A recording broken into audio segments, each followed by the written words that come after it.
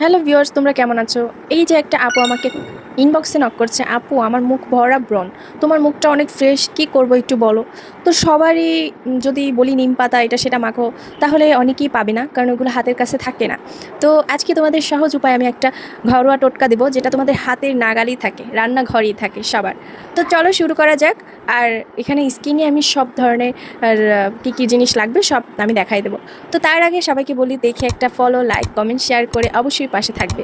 যে যেখান থেকে দেখবে, ইউটিউব থেকে দেখলে সাবস্ক্রাইব করবে, আর পেজ থেকে দেখলে ফলো করে।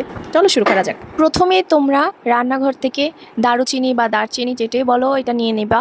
তারপর হচ্ছে লবঙ্গ, দুইটা একসাথে মিক্স করে একটু ভিজিয়ে রাখবা। 2 ঘন্টার মতো ভিজিয়ে রাখতে হবে, তাহলে নরম হলে একটু ফিনিশিং করতে সহজ হবে পাটায় বেটে নিতে। তারপরে এটা যখন বেটে নেব তখন এরকম একটা টেক্সচার আসবে।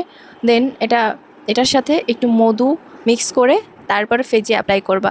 ফেজে কিন্তু অনেক জ্বলাপোড়া করতে পারে, কারণ যেহেতু এটা দারুচিনি, এটা খেলেই কিন্তু একটু ঝাল ঝাল লাগে। তো এটা ফেজে একটু, যাদের স্কিন পাতলা তাদের জ্বালাপোড়া করবে। যারা সহ্য করতে পারবা চোখের চারপাশ ছাড়া পুরো ফেজে দিবা। আর যদি সহ্য করতে না পারো তাহলে ব্রণের উপরগুলায় দেবা, একদম ম্যাজিকের মতো কাজ করবে।